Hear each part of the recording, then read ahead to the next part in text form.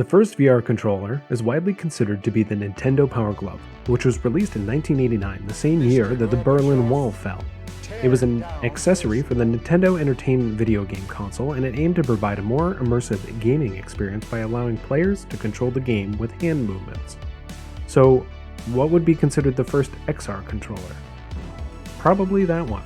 XR being extended reality, and that covers augmented reality, virtual reality, and all the other realities that they have. Hi, and welcome to the Scratch Glass Studio. In this video, we'll be exploring the topic of XR basics and its critical aspect, hardware inputs. We'll be looking into the history of XR inputs from yesterday's simple controllers to today's advanced systems, and finally, what we can expect to see in the future. So buckle up and let's dive into XR basics, hardware inputs yesterday, today, and tomorrow. In the early days of XR, hardware inputs were limited to simple controllers or body trackers. Maybe the odd Power Glove unless you count the Xbox Kinect. These early hardware inputs posed challenges such as limited interaction options and clunky user experiences and simulated bone-breaking latency and tracking losses. It was a far cry from the natural and more intuitive movements we would expect from technology today.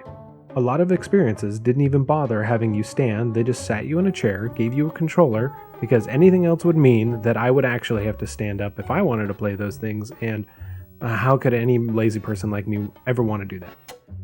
Anyway, solutions were few and far in between, but the most reliable was that used in films and video games. That's right, those bright white balls that you may have seen. Sony really loved balls, so much so that they would give you a couple for their controllers, and, balls on faces swept the world with Marvel Cinema. Before I move on, I should mention all those other common inputs, mostly guns, 3D printed or stick contraptions that worked and I guess could continue to today, but you really don't need it, and it's more of an add-on than a necessary feature, just for those enthusiasts. I figured I would mention it. Today, however, the landscape has changed dramatically, just like our sponsor, us. Visit the Scratch Glass website to support all of the things and buy some merch created with our partners, or purchase our partnered artist works from our VR art gallery to support them and us. Now, hardware inputs have greatly improved in recent years. Kinect died out, but its legacy lives on, and other hardware has changed the balls to other forms to do outside tracking, often using base stations or other trackers. You can see it in some of the more popular hardware sets like Steam's Knuckles, which track well and have a great design. However, the clear winner these days is the advent of self-tracked handheld controllers and more body tracking systems and hand tracking. Devices like the Quest 2, as of right now, the most popular VR headset, offer simpler tracked controllers, but also a purchasable upgrade to inside-out tracking, meaning not even the cameras on the headset are needed, as well as the magic that is hand tracking, which has become more common as developers support more of that. There's just something strange about using your hands, that part of your body, to grip digital objects somehow. It's awesome. That can be coupled with various haptics or force feedback to give you more senses, like those crazy gloves you may have seen, or maybe even just Sony's PlayStation 2 VR controllers. They have some crazy stuff in them too. Alright, before I really lose you, listen, I know a lot of stuff that I'm going to talk about is going to be outdated at some point, so subscribe and stay with us as alas we look into the future, and maybe you can enjoy the cat a little bit more.